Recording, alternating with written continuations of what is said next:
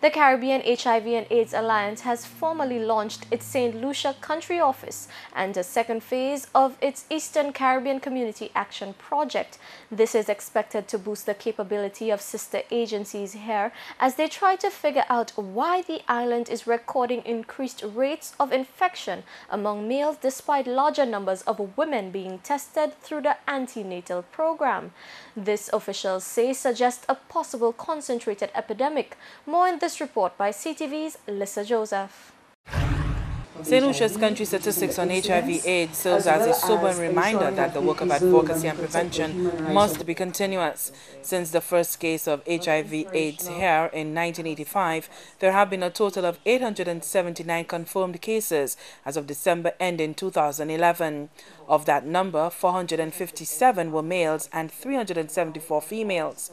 There were 338 reported deaths. In the last 20 years, there has been a steady increase in cases.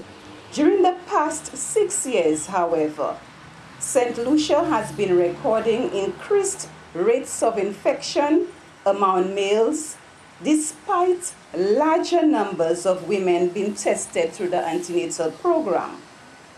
This suggests a possible concentrated epidemic among most at risk and key populations, especially men who have sex with men and sex workers.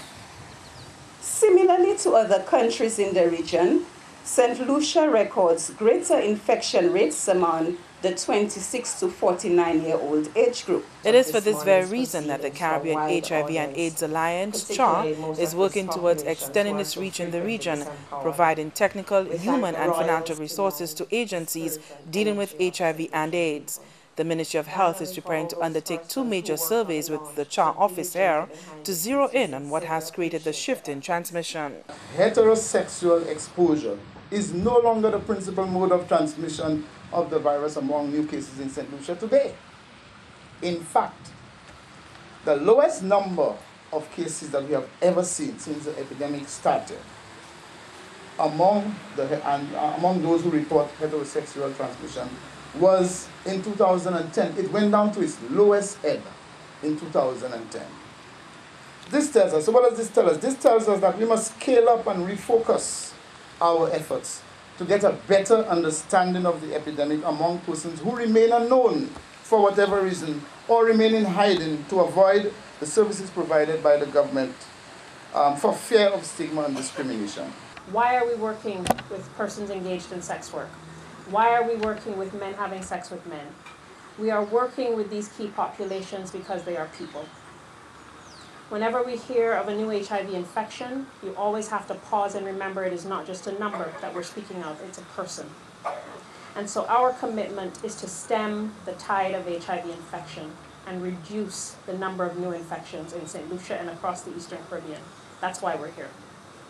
We stand committed to helping the St. Lucia government position itself not only to be able to maximize on the opportunity that's presented right now, but to position itself so that it can continue to address the HIV prevention needs in the future. So the issue of sustainability is critical. As part of the prevention drive, CHAR will spearhead the distribution of condoms at St. Lucia Jazz in observance of World Condom Week. This prevention initiative will be part of a series of our ongoing effort in collaboration with you to reduce HIV infection rates in St. Lucia, which is for the most vulnerable to HIV continues to be disproportionately high. Another milestone day and a key event for this month is the International Day Against Homophobia and Transphobia. This is on May the 17th. CHAR will release a policy paper on the important theme and highlight some of the issues affecting key populations. We will issue a call for action to national and regional stakeholders to ensure that through a collaborative effort, we mobilize action to ensure that human rights of all are preserved in St. Lucia. A number of field officers called animators are working along with CHAR to help change sex behaviors. To effectively help someone as an animator, I must display good judgment, patience, acceptance, social skill, as well as genuineness, warmth, and discretion. Armed with these skills, along with being an outreach worker, a life skill educator, a friend, and a brother, I have been able to foster safer sexual practices amongst my clients. Whether it's a condom demonstration with some clients by the court, or an impromptu HIV discussion with a person on a bus, an animator's job is never done because our services are rendered at any time throughout the day and no location, is out of bounds. To all the young people out there, you know, it's not about what people say. I am so proud to go in the supermarket and pick up a pack of condoms. I never used to do that before. I am reaching out now to the bus drivers, the pregnant lady, even my mom, my dad. You know, go and take a AIDS test. I will even bring you to do it. In the near future, I do want to join the organization, not only as a client, but I see to change my life, even as to help somebody. Thank you. For the CTV News, I'm Lisa Joseph reporting.